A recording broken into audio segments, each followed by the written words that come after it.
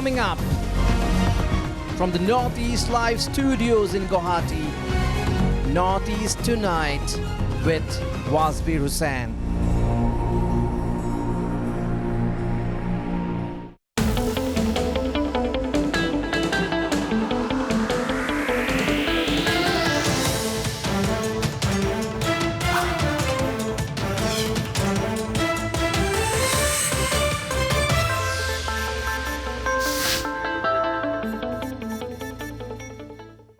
Hello and welcome to Notice Tonight, the show that decodes the region.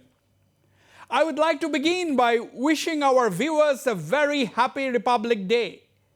But what a day it has been, with agitating farmers clearly breaking their promise of a non-violent protest to seek rollback of the tree farm laws. The farmers laid siege of Delhi, the national capital, clashed with the police, vandalized property and gathered at the historic Red Fort to prove the point that they cannot be ignored. But these are domestic issues which our government will resolve sooner than later with the agitators. But what we are concerned now is the expansionist designs of our immediate Asian neighbor, China.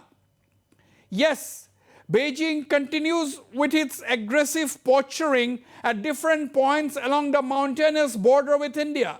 The latest being on the 28th of January, when PLA troops had a face-off with Indian soldiers in the Nakula area of North Sikkim.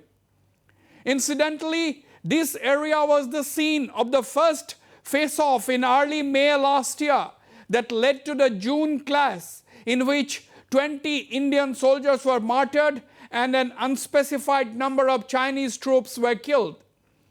The Indian Army described the January 20 incident as a minor face-off that was resolved quickly by the local commanders. Again, after the confrontation last June, the Chinese have built a village in Arunachal land it has been illegally occupying since 1959. Beijing calls the construction of 101 houses, apparently with paved roads and other infrastructure, as part of its poverty alleviation project, where farmers and herdsmen are supposed to be accommodated. And yes, China has said it has done the construction in its own land, quote unquote. The big question now is whether these acts are part of China's deliberate design to provoke India and then begin a serious confrontation. Why is China not de-escalating the situation along the line of actual control? Does China think its claim on Arunachal Pradesh should be strengthened if they start improving infrastructure and settle people in areas under its occupation? Or does China plan to settle people along the otherwise uninhabited areas along the LAC and then say areas with settled population should not or cannot be disturbed? What is clear today is that year 2021 is not 1962. India is a big power which is militarily strong and commands huge respect in the international community. This is something which Beijing should not miss. Well, to discuss the subject, I am joined by a very eminent panel tonight. From New Delhi, I am joined by Lieutenant General retired Sanjay Kulkarni, former Director General Infantry of the Indian Army, a hugely respected defense analyst, and a highly decorated soldier who had commanded a division along the line of actual control in Arunachal Pradesh. Also from New Delhi, I am joined by Dr. Swaran Singh, professor at the Jawaharlal Nehru University and one of India's best-known experts on China. From Pasighat in Arunachal Pradesh, I am joined by Group Captain Mohonto, a former Indian Air Force pilot. And in Itanagar, I have the senior spokesman of the Arunachal BJP, Mr. Dominic Tadar. Gentlemen, welcome to Notice Tonight. Let me go to you straight. Lieutenant General Kulkarni, first of all, a happy Republic Day to you. Jai Hind, General Saab. Jai Hind and happy Republic Day to you too and to all your viewers. Thank you very much indeed. General Saab, it has been a day, as I said in my introduction, unprecedented scenes in Delhi. The farmers broke their promise Well, they have their grievances. That's a different issue that is between them and the government to resolve. But the way they took, some of them took the law in their own hands, marching into the capital, destroying public property, vandalizing things, clashing with the police. This was absolutely unacceptable. First of all, my debate is not on that, but I just couldn't help pick your thoughts right at the beginning before we go into the subject, General Saab. What do you think of the action today with the scenes, unprecedented scenes in the capital? Wazir, you couldn't be more wrong because it is absolutely unacceptable. Something which no Indian citizen will accept it. I don't think they were farmers. I don't think the agenda was the farm law. I don't think they were there with what they promised the central government and the police in Delhi that it would be non-violent and they would carry out a procession. Had it been non-violent and had they carried out a tractor procession in a very disciplined manner, probably they would have earned the sympathy of those who were not understanding them. But today, everybody, I think they've lost the sympathy of the nation. They've lost the sympathy of all those who thought of them as someone who were really sitting on the borders of Delhi with a view to convince the government of the genuine demands.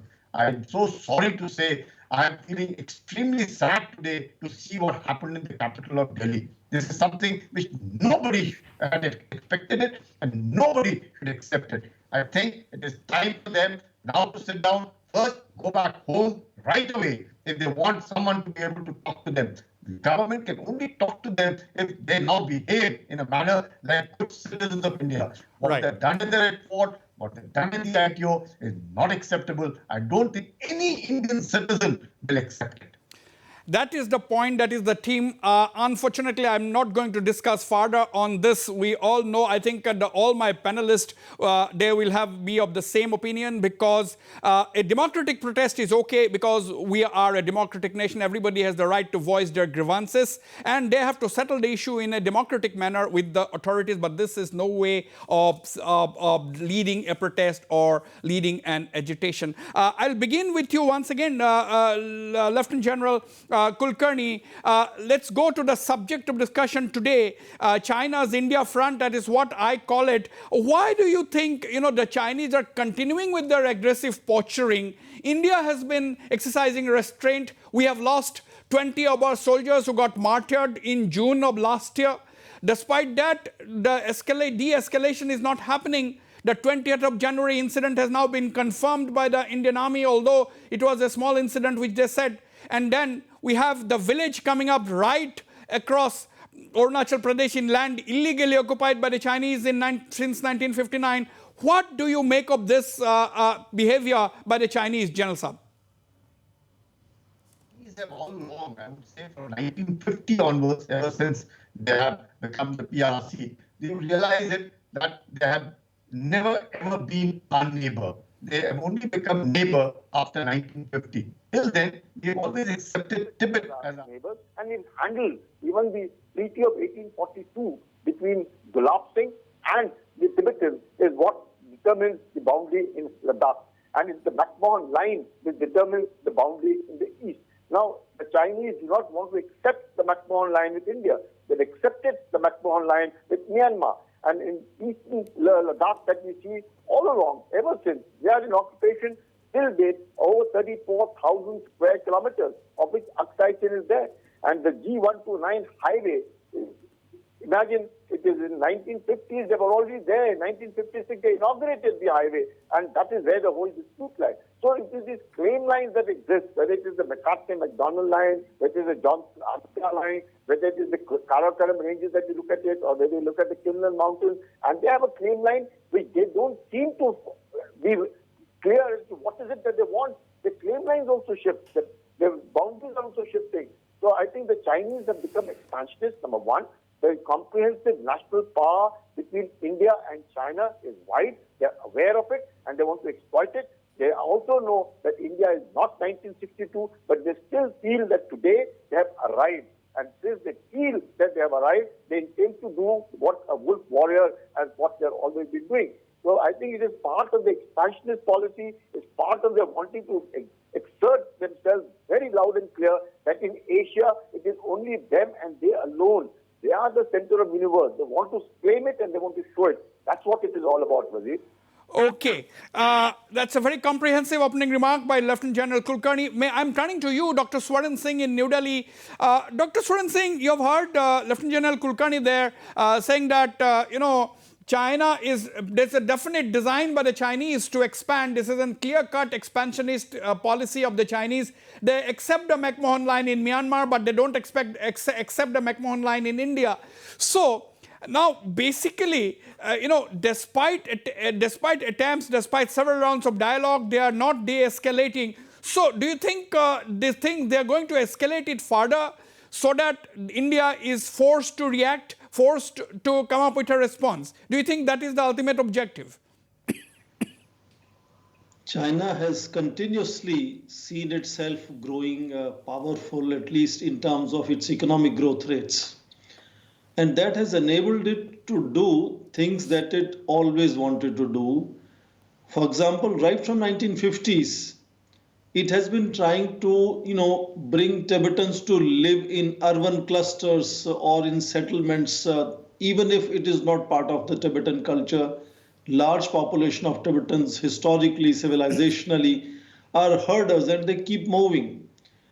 Now, other than this continuous effort and now being, called as poverty alleviation program, Chinese have themselves given very specific reasons as to what they are doing and what they are planning to do. Chinese in the Tibetan Autonomous Region had launched a plan called Plan between 2017 to 20 to construct what they call the well of villages in frontier areas. Now, the village which is constructed with 100 plus houses is part of that project. In fact, repeatedly, the secretary of the party in Tibet has said that other than poverty alleviation, they are focusing here on two things. One, environmental and ecological protection, but more interesting, how to protect Tibet from what they call infiltrators, which actually means people who crisscross from Tibet to India and are seen as followers and disciples of Dalai Lama. And in that sense, this is something which is ongoing for almost a decade and more recently from 2017 to 2020. And therefore, it, I think, comes partly as a surprise that we suddenly discovered this village coming up in Upper Subansiri district. Even the international campaign on Tibet has been talking about these activities for about 2 to 3 years internationally in media. So I think it's a surprise that we came to know of it suddenly. If that is true, I believe maybe the government was knowing it, was not publicizing perhaps. So I think two things. One, India has to constantly keep its eyes open of what kind of construction other than infrastructure and logistics China is doing. But also, I think, constantly build our own parallel infrastructure. I think that is something India has to constantly kind of increase focus and investments on. Okay. Let me once again go. Let me now go to Arunachal Pradesh in Pasighat, from where I am joined by Group Captain Mohonto Panging, a former Indian Air Force pilot. I'm coming to you shortly, Mr. Dominic Tadar in Itanagar. Let me turn to you, Mr. Mohonto Panging, former Group Captain IF. Mr. Mohonto Panging, welcome to Notice Tonight. Jai Hind, Happy Republic Day to you, first of all.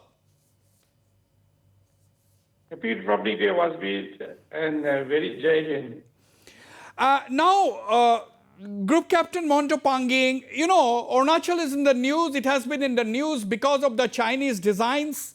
It is a peaceful state, as we all know. You are yourself from the state. Now, my question to you, as a soldier and as someone who hails from Arunachal Pradesh, how do you react to these on and off stories? And now, the near the border in area, your land, occupied by the Chinese since 1959, there's a full-fledged village coming up. How do you personally look at it? Good evening to all. I the discussions on the line of actual control along the Indo-China border has been going on since after the 1962 Sino-India War.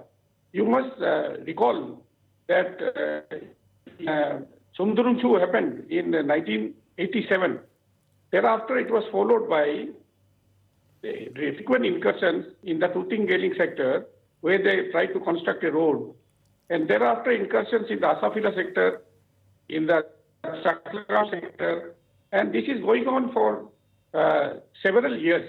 And recently, you must have heard NDTV, which put up a news saying that the Chinese had built a village with 100 plus houses inside territory of Arunachal Pradesh.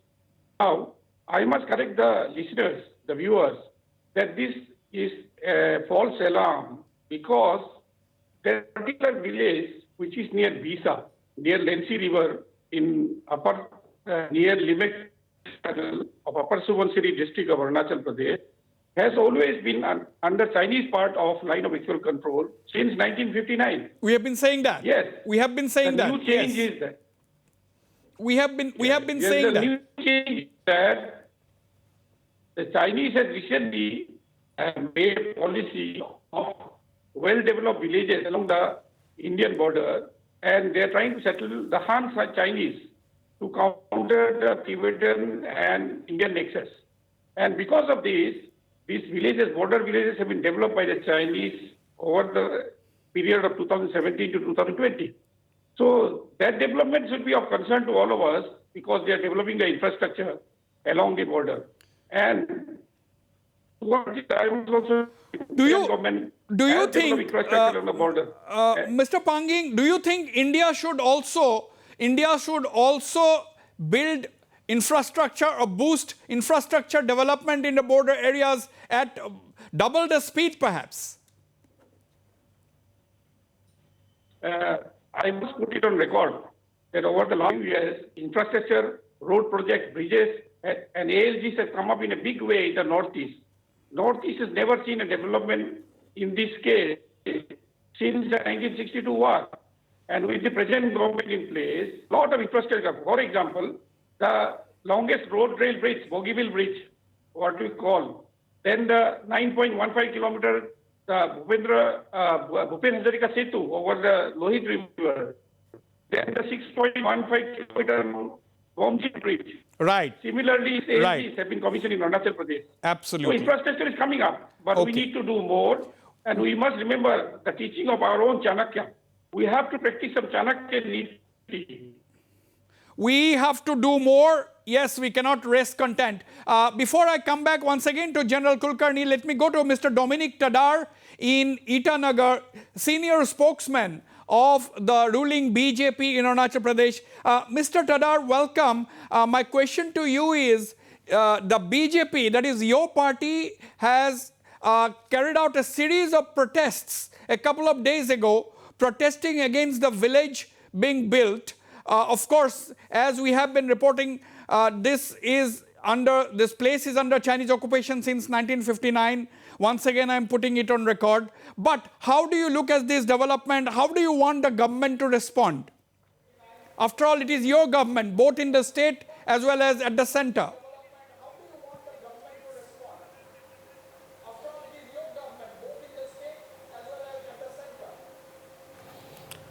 Thank you very much. At the very outset, with strongest terms, we, the BJP unit of Arunachal Pradesh, condemn the act of the Chinese troop there, building villages, which is in the controversial area, which is especially within the territory of India, and when we have opposed, in fact, the government of Arunachal Pradesh, we have also planned to build 10 villages with proper census, so that the people living in the international boundary will not come down to the cities and urban areas, and we are going to build infrastructures in the international border where our people are settled. And in fact, this is a very unfortunate moment, and as you have correctly said it, our government is in the state and also at the center. And I would like to appeal the center government, my own government also, that this kind of Chinese intrusion every time, at all points in the state of Arunachal Pradesh, this is a very embarrassing situation for the people of Arunachal Pradesh. We would like that our government of Arunachal Pradesh should come out with strong terms and should approach and involve the government of India to go for a strong step so that this kind of Chinese incursion which continues in the state should be stopped in the state of Arunachal Pradesh. And we, the people of Arunachal Pradesh, in particular, we can never be a part of China, and we highly condemn once again the nefarious act of Chinese in the international border. Right. Right. Actually, this is breaking news coming in. Dominic Tadar, the spokesman of the ruling BJP in Arunachal Pradesh, saying that the government is thinking of building 10 villages along the border with China in the Arunachal Pradesh sector, besides building other infrastructure so that the people in the border villages are settled in accommodations which have the basic infrastructure and are not forced to come to the urban areas in Arunachal Pradesh, so that they do not leave their villages on the border and come to the urban areas in search of better facilities and infrastructure. I think this is what is necessary. I'm turning to Mr. Panging. You wanted to make a point. I'm going back to General Kulkarni. Yes, Mr. Panging, you wanted to say something. Yeah. What I need to correct is the historical bogus claim of China on Arunachal Pradesh. Let me just tell you that the Simla Agreement, which was 1914, was signed by the Chinese diplomat Ivan Chen. It was signed by the Tibetan diplomat Longchen Chatra and Henry McMahon, which defined the McMahon line, 890 kilometers from the east end of Bhutan to the Tri-Junction. Now, this claim was never objected in 1914. There was very much a map attached along with the document. Initially, the Chinese diplomat had objections of border between inner and outer Tibet, and also between China and inner Tibet. Absolutely. But they had no objections whatsoever on the McMahon line. And this document has been initialed. Many of our viewers may not know this. It has been initialed by the Chinese diplomat. Okay. And thereafter, let me also tell you, very briefly, I have studied Chinese in National Defense Academy. Yeah, let me tell you that we historically, culturally different from the Han Chinese. And we are very much proud Indians, and we must always and every time rubbish this Chinese bogus claim. Right. Now let me go to General Kulkarni. General Kulkarni, why do you think the Chinese are not de-escalating? That is the basic simple question which everybody wants to know. Okay, we are all aware of the Chinese expansionist campaign of the Chinese, that they are laying claim to the whole of Arunachal Pradesh, which is very much Indian territory, because as you said, we never had a border with China until they occupied Tibet in 1950. Why do you think they are not de-escalating? Do you think in today's day and age they are able to afford or able to go for a fresh conventional war with India? What do you think?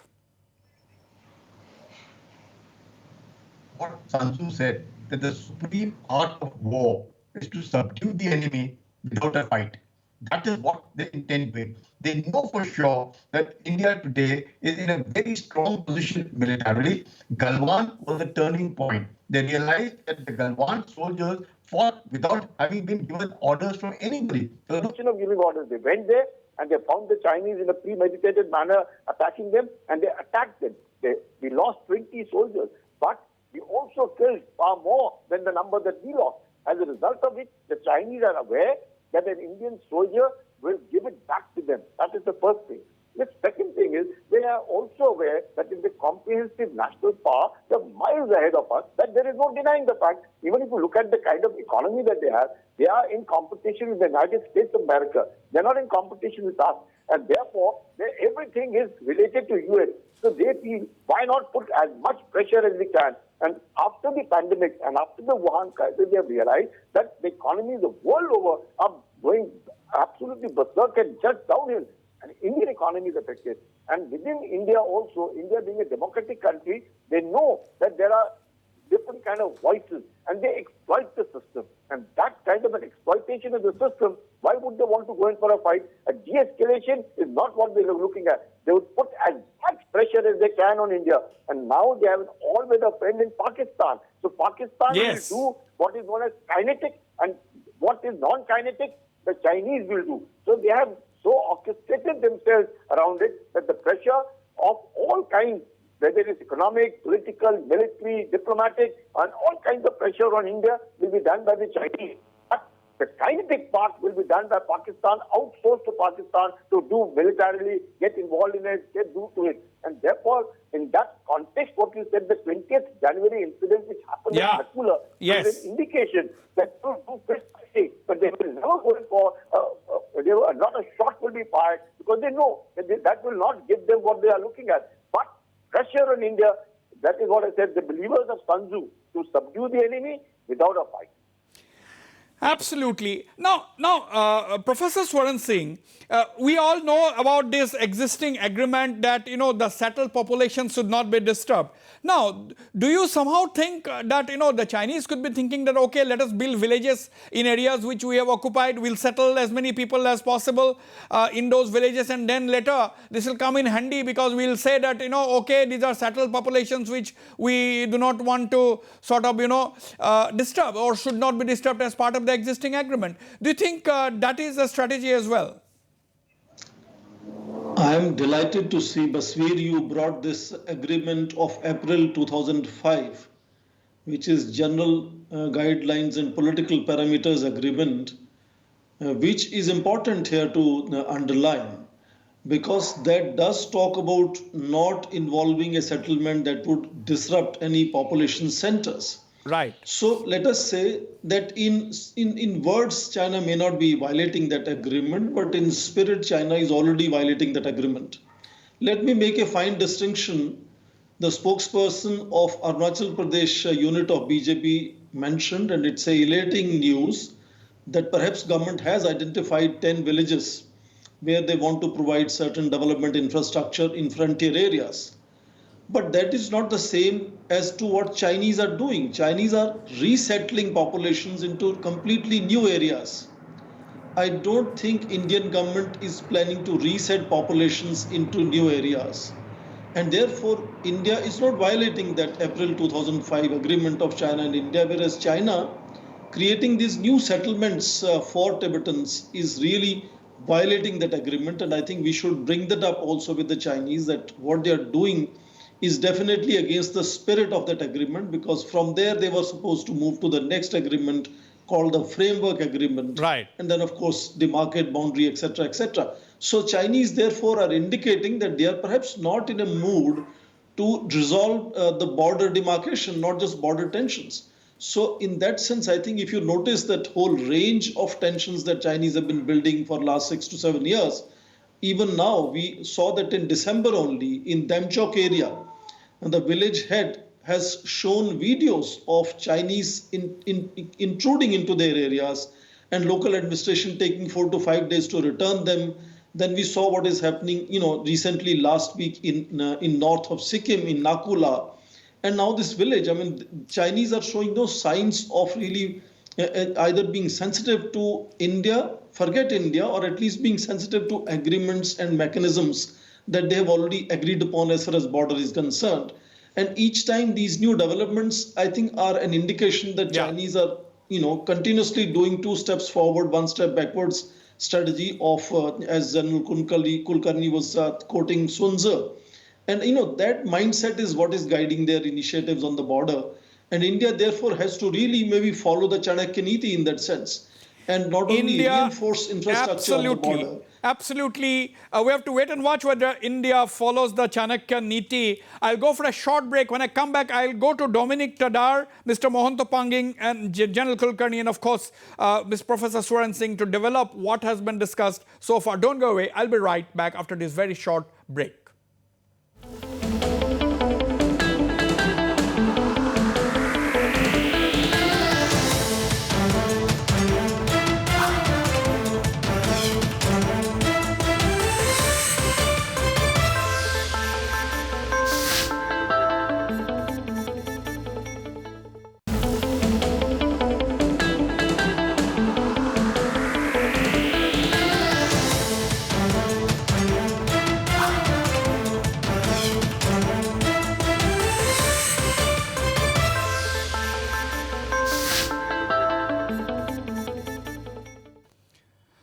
welcome back. I had asked this question whether local BJP protest over village trigger an anti-China chorus in Arunachal Pradesh. This is the question we had posed, whether the BJP protest in Arunachal Pradesh is going to trigger a chorus, whether others are going to follow suit.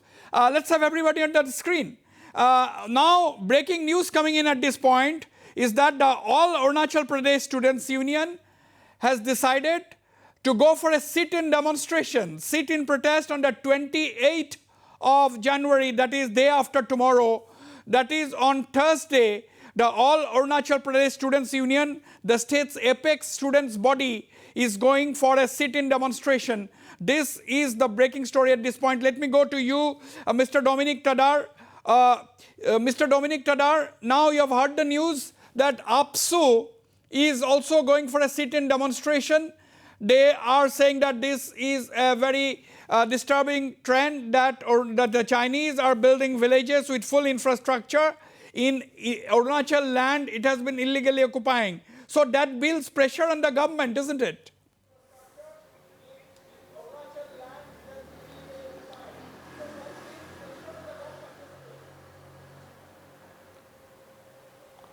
Yeah, that's it's a big pressure. The Apex Students Organization has taken a step to follow in and to support the movement, the protest that the BJP unit has started. Basically, after APSU, there will be many more organizations in the state which will follow and which will protest this illegal Chinese act within the territory of Arunachal Pradesh. Okay, so this is a statement which has just come in my hands from the All Arunachal Students Union watching this program. They are saying that all the district units of the student group has been asked to go for a sit-in protest. They've gone for a sit-in protest on the 28th of January. We will go and connect with Tabom Dai. On the phone line with me is Tabom Dai, the General Secretary of the APSU. Tabom Dai, your organization has decided to go for a sit-in demonstration. Good evening, Wasbir. Yeah, we have decided, our union has decided that we will go for a sit-in demonstration, a statewide sit-in demonstration. The central executive of APSU will be leading the demonstration in the state capital, and all its federating units will be holding the demonstration in the respective district headquarters against the recent development, not only the recent development about the repeated Chinese claim over Arunachal Pradesh. We want and concrete this one, a reply from the union government that they have to take a bold step regarding the repeated, because it is creating lots of this one, psychological this one, and to the people of Arunachal Pradesh. And as in the last debate, in the last talk show where I was present, in this one, I have told that there are so many issues like the staple visa issue, the Siang River imbroglio, that still remain unresolved. So these are underlying problems that the Chinese claim has a psychological effect on the people of Arunachal Pradesh. So we are demonstrating to show our sentiment to the central government that they have to come out with a strong this one, whatever step they take, but they have to come out. They have to be vocal. They have to make us feel secure. Okay. Tabom Dai, thank you very much for joining me on the show tonight. That is breaking story coming in. The All Arunachal Pradesh Students Union going to have a sit-in protest against the Chinese activities right along the border with Arunachal Pradesh on the 28th of January. The APSU wants a clear-cut response from the government of India and make the people of Arunachal secure. Lieutenant General Kulkarni, you have heard the student group, and as you know, the student groups in the Northeast are very, very influential civil society groups, if we may use the word. They raise important issues concerning the state, and they are an important voice all the time. On all the state, they have these student groups. Now, the Arunachal student group has called for a sit-in demonstration. They want the government of India to come up with a clarification or some kind of a response so that the people are rid of the confusion. What are your thoughts? Do you think the government has to say something now?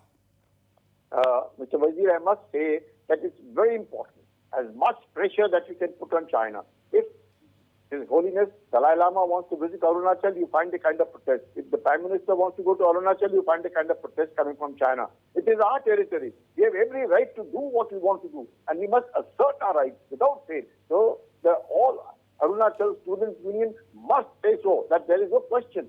What the BJP spokesperson of Arunachal has said, that we're going to settle people over there, by all means, we must build infrastructure. Until and unless we build infrastructure, because what is happening, what the Chinese are doing, it's like killing two birds with one stone. So you have 101 houses coming up just at Longview, which is not very far from Maza, where we are already sitting, and they've got their vehicles and everything. So those 101 houses can even house 2,000 plus soldiers at any point of time that they want, in the gap of a horseman or whatever be so. So they have developed. So the LAC becomes almost like an LOC, and therefore they get into an eyeball-to-eyeball confrontation should they want to have any number of troops in the villages.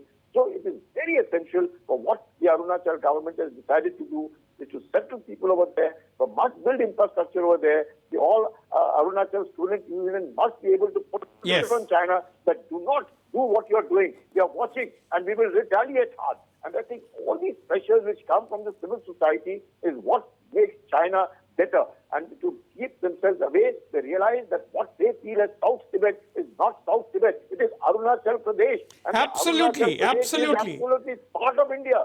And absolutely, this is not South Tibet. This is Arunachal Pradesh. Absolutely part of India. Yes. Absolutely. Let me turn to Group Captain Panging. Group Captain Panging, you have heard two things. One, now the APSU is staging a protest on the 28th. The ruling BJP has already protested. The state government, or for that matter, the center, plans to come up with build 10 villages so as that the border people do not have to come to the urban areas in search of better facilities and infrastructure. So, do you think we have to go with this, as the general has said, we have to go full steam, full blast on some of these activities on our side? Yeah, thank you so much. It's a very valid question. We are doing a lot in building of infrastructure, especially this present government. However, there are many more challenges. For example, let's connect on the phone, Mr. Panging, as well. Yes. Yes, please, can you hear? Yes, Mr. Panging, carry on. Carry on. Yeah. So we have to focus on building up our infrastructure as covered earlier. First is to strengthen the border villages, to build the roads up to the border. For example, the roads up to Tawang and Bumla, Tuping Yingkyong, Mechuka, Walong Kibitu, all these have to be strengthened into all-weather roads. Plus, we have to make some ALGs at higher altitude. And then we have to bring some ammunition dumps and also concentration where we collect the logistics north of the Brahmaputra. There are certain issues. For example, we have to start building underground structures and hardened aircraft shelters. Now, after 62, 59 years have passed, yet the Northeast infrastructure has been neglected. Once the infrastructure comes up, automatically the border villages will not move out. They will settle down there and stay put there. And that will automatically strengthen the border. But if we don't have the infrastructure in place, in that case, we'll always have people migrating from the border areas towards the, for example, a simple thing like internet connectivity. If you don't have good internet connectivity, good electricity, good roads, good commuting, the border area people will migrate. So we have to strengthen all of these. Plus also, we have to internally look at our own defense infrastructure. Being in defense myself, I know our strengths, also our weaknesses. So we have to focus on those. Yeah, absolutely. I think very important points raised by Group Captain Mohonto Panging. He said more advanced landing grounds should be built, and they should be built at higher altitudes. The villages have to be built with proper infrastructure so that the people living along the border do not come to the urban areas or to other villages which have better facilities than them. So these are the urgent steps which the government of India has to take. We are definitely taking steps, but we need to take more, and perhaps with far greater speed. Now Dr. Swaran Singh, do you think that we have to privatize some of these efforts? Like, we are saying, oh, this is a frontier area, so only the defense forces or the BRO can build the roads. Do you think it is now become time? It is time now for us to also engage the private sector in some of these projects so that we can build these projects at a fast pace. Government has always emphasized on public-private partnership, and we have noticed that last few years, even in the defense sector, which was supposed to be sensitive, we have seen greater co-option of the private sector to accelerate the process of building infrastructure and building defense equipment, etc., etc. State has to provide three things to its citizens: security, development, and representation. When it comes to border security and border management, of course, it's the responsibility primarily of the union government. But representation, I heard the Secretary General or APSU saying, union government has to ensure a sense of security to citizens. But, making sure that the union government is constantly in know of and is aware of the issues is where I think the local people, local representatives can constantly feed in and help in ensuring that the union government is constantly in know and focused on issues of border areas. For example, your own program today started with about a few minutes initially to talk about the farmers' agitation in New Delhi. So union government has several issues and several provincial issues, several other issues. And therefore, I think the local representatives, in that sense, APSU is taking up this issue very clearly, and so has the local government. It's also a presumption that when same party is ruling in the province and in the union, then perhaps the communications are going to be not just much more efficient, but also much more effective.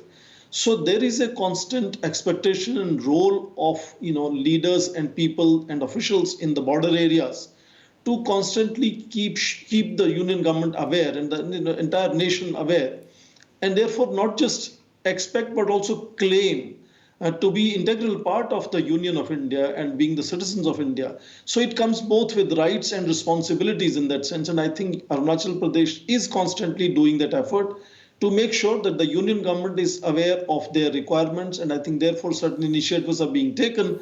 But as far as the broader equation of India-China is concerned, I think that is where India has to do little more than simply building infrastructure and logistics and development in certain villages.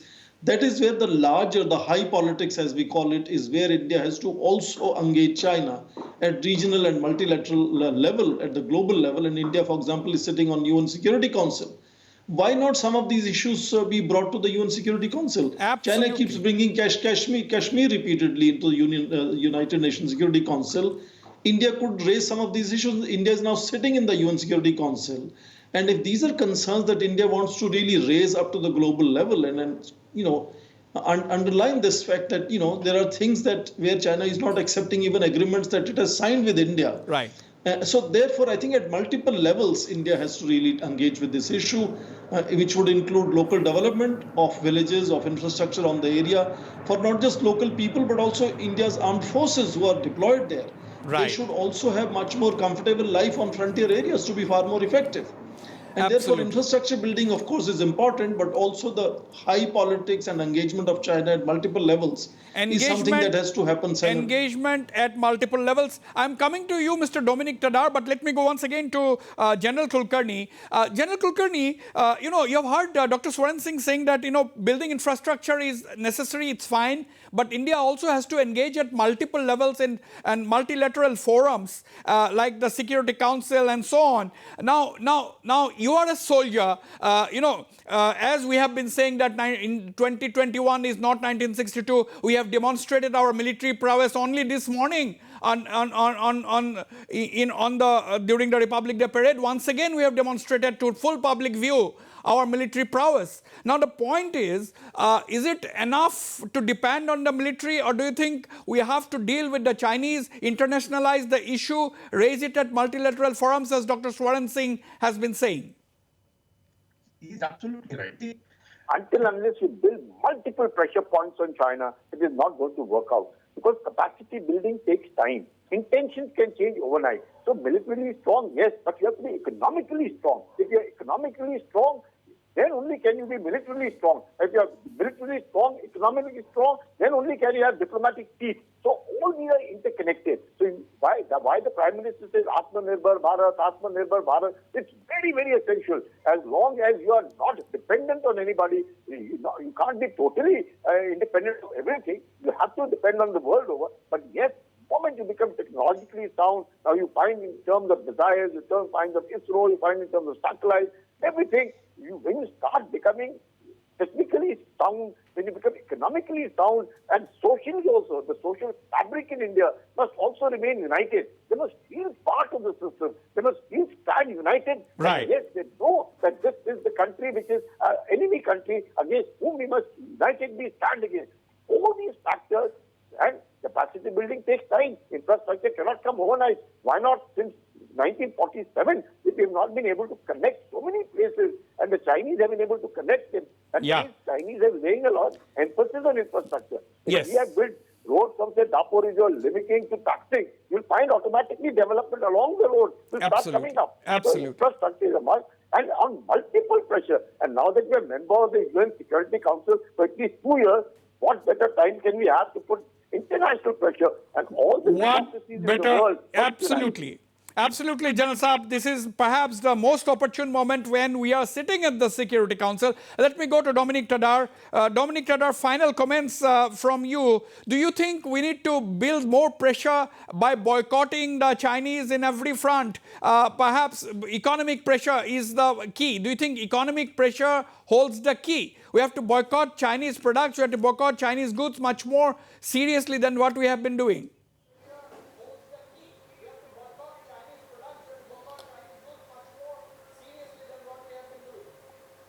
Yeah, that is one of the most effective process that we can adopt, because basically China is also dependent upon India on economic front. So the boycott of Chinese products, which we have started, I think this has to be intensified. And in fact, I like to say the government of India has also taken up very strong steps. For example, the longest bridge, Dola Sadia Bridge, 9.15 kilometer has been completed, and this the longest railroad bridge of Bougainville has also been inaugurated on 2018 for the EG movement of military. And in fact, there are other advanced landing ground, 7 advanced landing grounds are being upgraded, and 4 are now operational, not only for the military but also for the civilians. Yes. Yes. And there are many other infrastructures. There is a railway line being planned to Tawang sector where the military movement can be swift. And in fact, there are many tunnels coming up. Absolutely. Where the distance from Assam to our international border with China will be shortened. Absolutely high-end technology being used to take the railway line to Tawang perched at an altitude of around 15,000 feet. So this is the thing. Yes, Group Captain Panging, final comments from you. Yeah. On the last point of boycotting Chinese product, let me assure you, as a proud Indian, I have stopped using Chinese mobiles and Chinese applications. Okay, that is good. Joke aside, there are 2 more steps. One is you must be knowing that all rivers of Arunachal and Assam originate from China. So taking this opportunity, we must sign a river water treaty with China, like what is existing between Pakistan and India on the Indus Water Treaty. Presently, we have only a water sharing treaty. So the downstream rivers, nations who are sharing these rivers from China originating are always being armed twisted. And we have to undergo a lot of emergency deployments and emergency evacuations. That is number 1. Number 2 is that present 2021, the Indian Air Force, air power, is highly sophisticated, highly advanced, and highly capable. And I must remind the viewers that the debacle of 1962 war, all of us know about it. But if the Air Force was used, I think the results would have been different. So to 2021, the Indian Air Force is a very potent force, and it's a big challenge and which cannot be overlooked easily by the Chinese.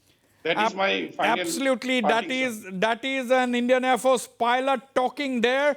Don't underestimate India's air power. We are in 2021. We have the Sukhois, we have the Rafales, we have everything that we can think of at this point in time. General Kulkarni, final comments from you.